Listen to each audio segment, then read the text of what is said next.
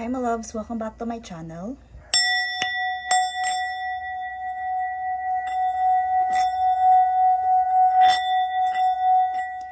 In today's video, we were going to read some love messages and the message from Spirit. Okay, bago tayo mag-start, I would like to thank for your support, and kung bago ka po sa channel ko, if you feel resonated with me, meron po tayong Baywitch & Co merchandise which is crafted by me. If you feel aligned with my energy, yun po ay blessed and cleansed po. Okay, so let's read the energy first.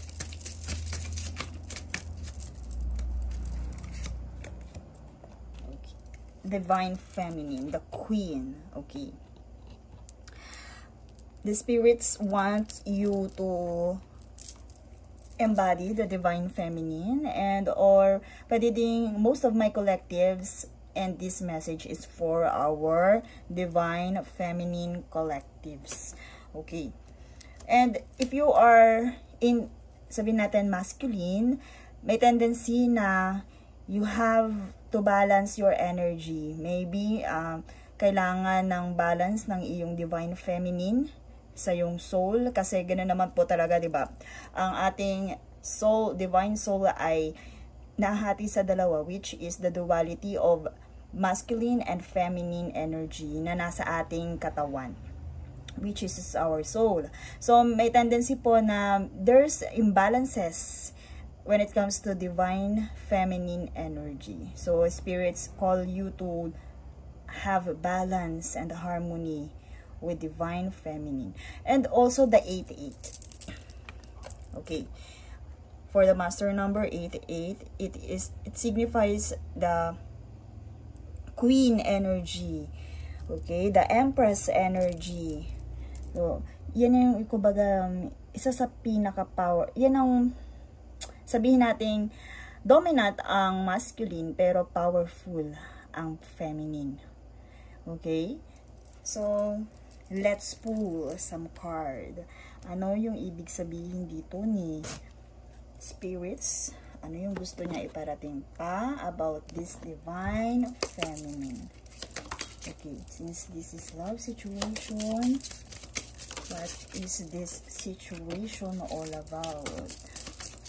The Divine Feminine. I also see na maybe some of my collectives are lack focus when it comes to their emotional intelligences. Gaya nga ng meron tayong binasang libro, right, The Emotional Intelligence, and doon makikita mo kung ano yung power na naibibigay, why it is, wait lang, eto siya, eto, okay, this is not sponsored but eto, emotional intelligence and why it matter more than IQ. So, emotional intelligence or EQ, kadalasan iyan ay namamanifest with our Divine Feminine, with our Empress energy, the emotional intelligence, healing heart, ayan. Okay, kagaya na sinabi ko, Empress, the date, someone new, healing from heartbreak. I also hear most of my collectives, my Divine Feminine, are healing from heartbreak, have freedom from toxic relationship, and oh yan, the butterfly energy evolving through the manifestations and through the healing of your Divine Feminine energy. Andyan ang nest of phase. Okay, let's read this energy. Meeting someone new, getting back out. Okay, I also feel most of my collectives are needs healing. Because of, sabihin natin, galing ka sa isang toxic relationship, or sabihin natin yung kinadika mong relationship. Look at the activities here. Tinatahi niya yung sarili niyang heart. Okay? And also, itong healing heart na to, you are, sabihin natin, there are someone na bago. Galing ka dito sa heartbreak na to, and there are someone new na paparating. And it will help you to get back on track, to plan new ideas. And this date, sabihin natin magsisimula kayo as date, getting to know each other. But this butterfly, I also see the, dito diba divine feminine ang ating energy right now? But I also see the emperor here. I also feel the emperor here. Na kumbaga, makakatulong sa'yo para mag-evolve. And also this relationship. I also feel you are going to meet your emperor from this heartbreak. Because you are healing, my loves.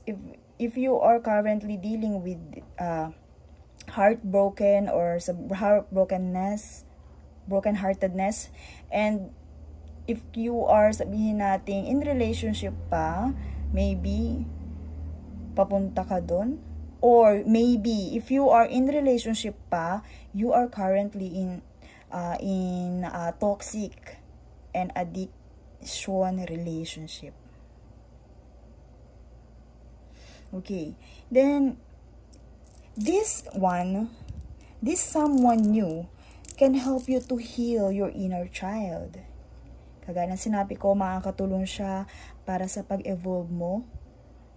And it will help you to the newness or to the next phase.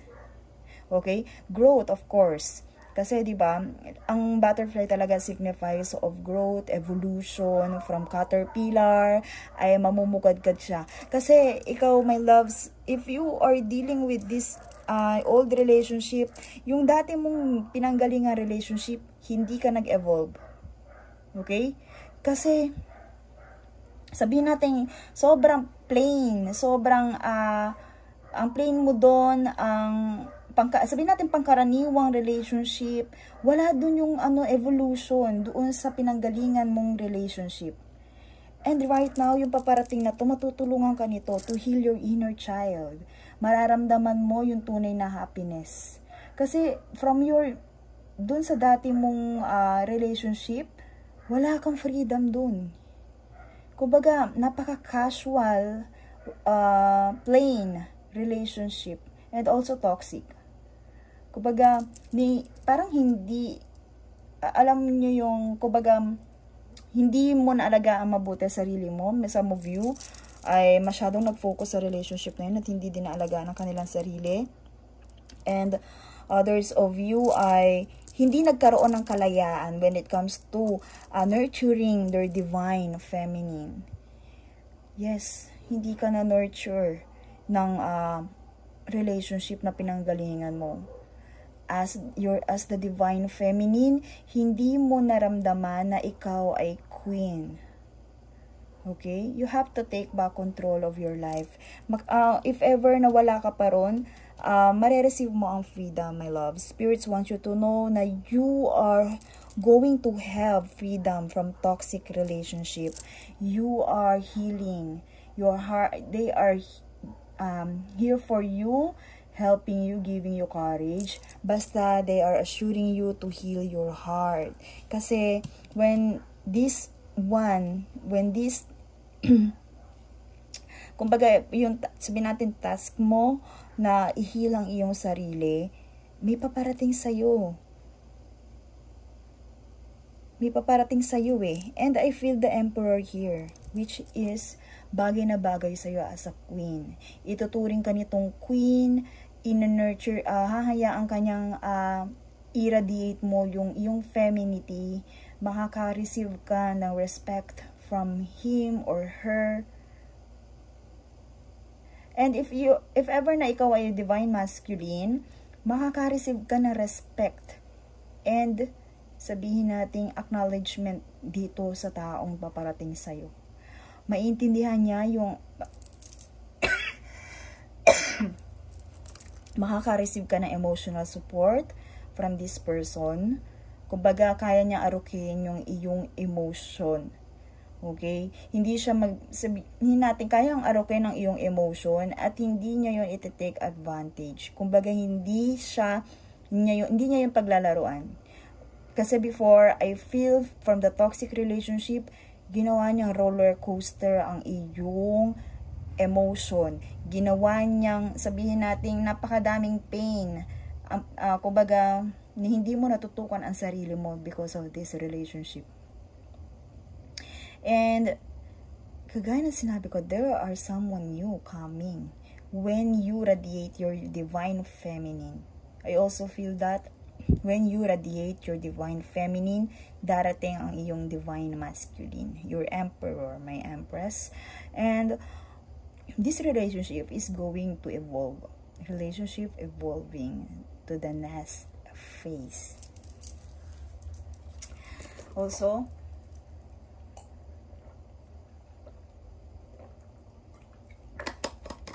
I also feel na this, yung pinanggalingan mo before ay hindi ka hinayaan siguro mag-ayos. I feel that. Hindi ka hinayaang mag-ayos. Hindi mo nagawa yung gusto mong gawin sa sarili mo. Yes, may tendency na kumbaga nakokontrol ka nito or hindi ka man niya direct na nakokontrol but yung relationship, nakontrol ka na relationship na to kaya hindi mo na-radiate yung iyong divine feminine. So this time, when you kumbaga continue to heal your heart and you will going to radiate your divine feminine. This is your divine, your feminine era. Okay? Just continue to radiate that, and the spirits want you to, let's see here, I also hear as, okay, so kagaya ng sinabi ko dito, I feel the emperor here, someone na maa-attract sa'yo because you radiate your divine feminine, someone na masisilaw sa'yo.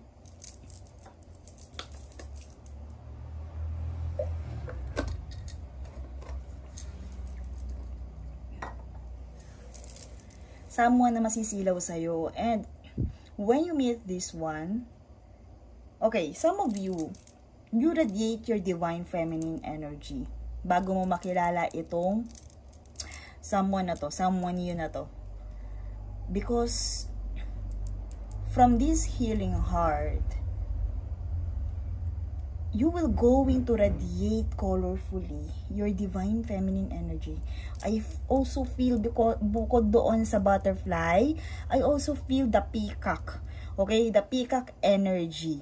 Diba yung peacock napakaganda, sobrang nakaka-mesmerize ang kanyang ganda, and yun yung mararamdaman ng taong yun sa'yo. Yung paparating na to, maa-attract siya because of your femininity. Okay? Before, I feel na hindi mo na-radiate yung femininity mo. Okay, I also advise now, you have to take back control of your femininity. You have to radiate your femme fatale. You have to radiate your femme fatale, or sabihin natin dark feminine energy. Yes. I also feel the dark feminine energy and the empress energy. Possible yun.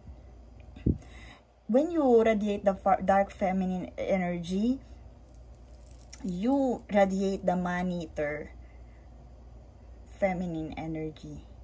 Na kaya mong, kumbaga, i-attract kahit sino. I also feel that seduction. Okay? But the attraction na mararamdaman sa'yo ng taong to.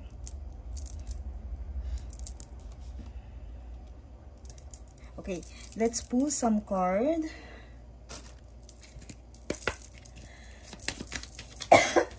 Excuse.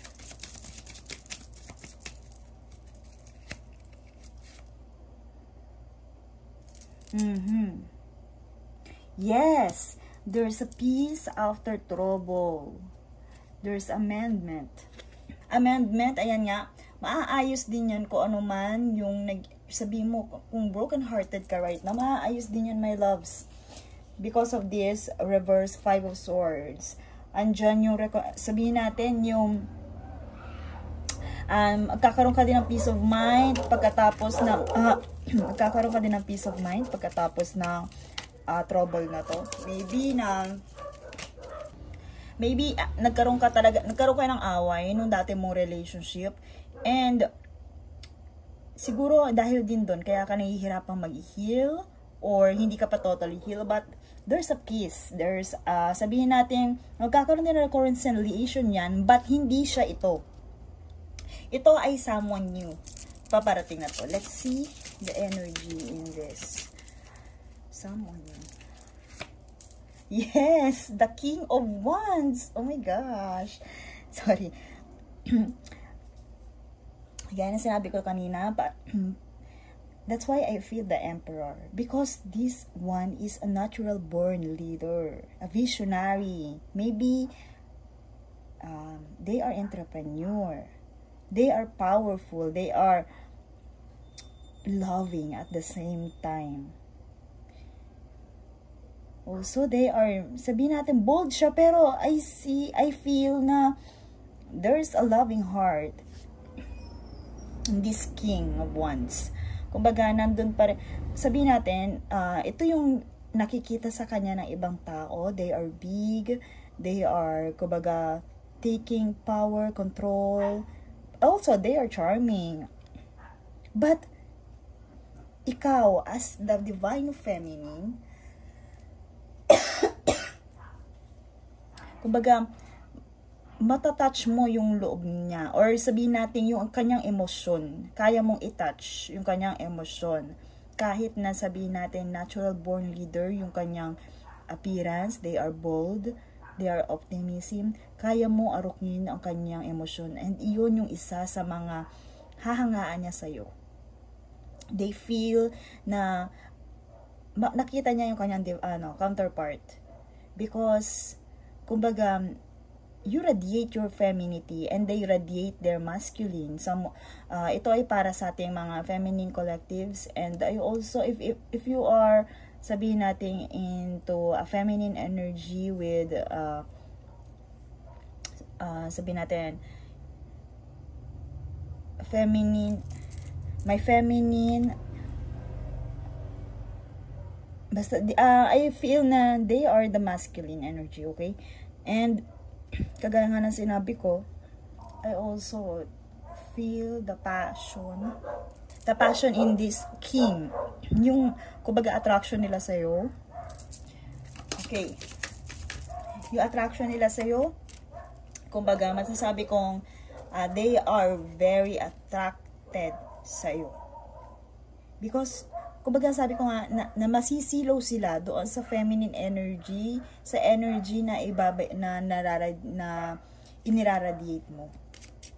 Masisilaw sila sa'yo doon sa energy na iniraradiate mo. So, continue to heal your heart, my loves. Kasi, itong tao to, ang gusto niya is yung divine, ang gusto niya kasi is, I also feel na dito sa taong to, ang gusto niya is yung sabihin natin soft, radiating the divine, or ang gusto ng taong to, I also feel na ang gusto niya is yung mga ladylike or yung mga feminine type talaga.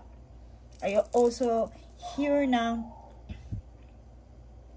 because they are standing their firm as the masculine, and ang gusto nila sa counterpart nila is yung feminine, mararamdam nila yung femininity, tuturuan sila talaga na mas maging responsible when it comes to relationship. Okay, let's see the butterfly energy.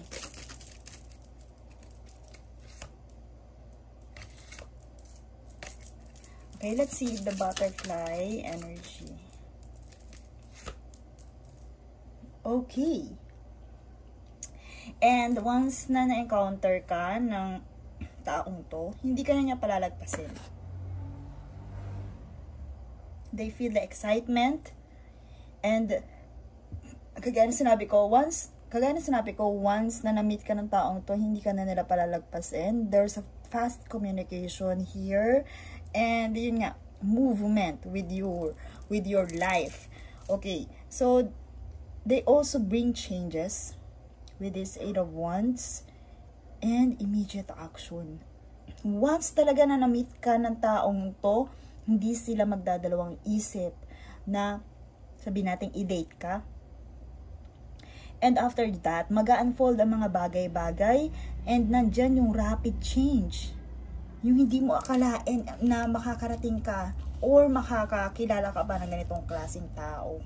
Because, parang, before, hindi mo na inisip hindi mo na imagine na pag niradiate mo pala yung divine feminine energy mo, ay maa-attract mo yung ganitong klaseng tao. Okay?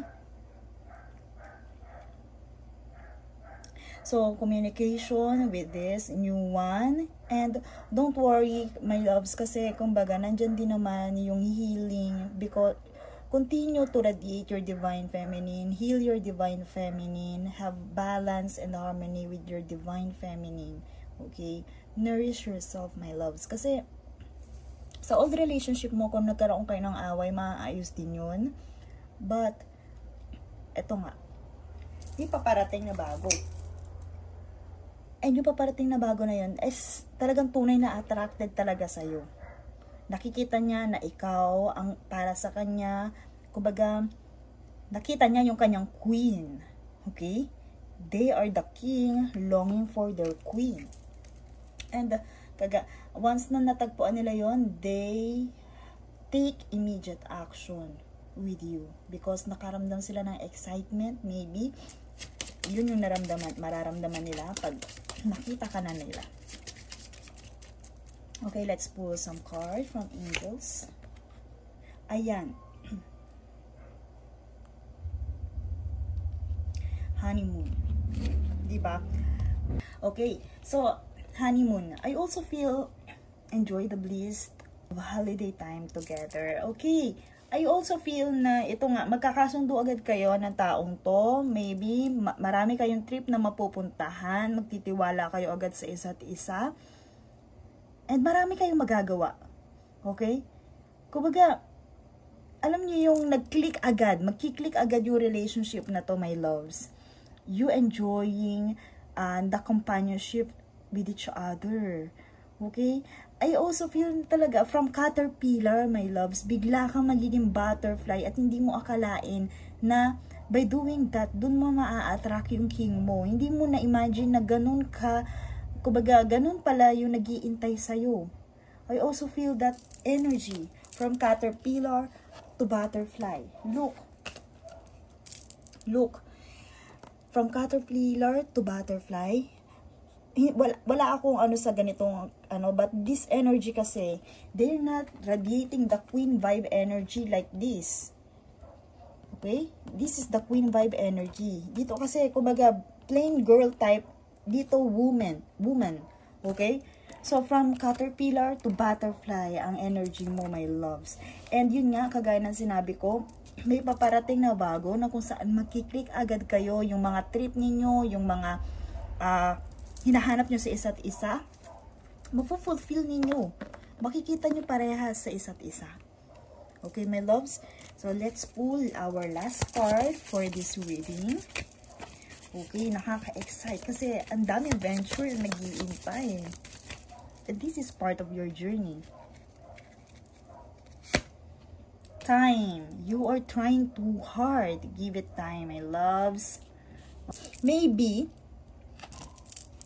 dito, my loves, ay you are, sabihin natin, baka nagmamadali ka na mag-heal. My loves, maybe you are, sabihin natin nagmamadali ka. You are trying too hard. You have to give it time. You have to undergo the process. Each phase, okay? Each phase, each stages, kagaya ng butterfly. So, wag kang magmadali, my loves. Give it time. And, darating, my loves, yung taong para sa'yo. Okay? Hayaan mo mag-unfold ang mga bagay-bagay, mag-undergo sa proseso. Huwag mo masyadong madaliin. Okay? Magtiwala ka sa iyong guides. Huwag mo masyadong madaliin ang iyong pag-heal, my loves. Basta, kumbaga, magtiwala ka dahil you are guided. In this healing journey, nandyan ang iyong guides. The spirits want you to know na huwag kang magmadali. Nandyan sila sa likod mo. Okay? Huwag kang masyadong mag-isip or sabihin natin, hindi mo kailangang mag-focus masyado doon sa naging previous relationship mo. Kung nahihirapan ka, my loves, mag-focus ka sa iyong divine energy. Kasi yun ang kailangan mo. Yun yung tunay na makakapagbigay sa iyo ng healing. Nurture your divine feminine energy. And that's all for this reading, my loves. I'm sending you lots of love and light. See you in my next one.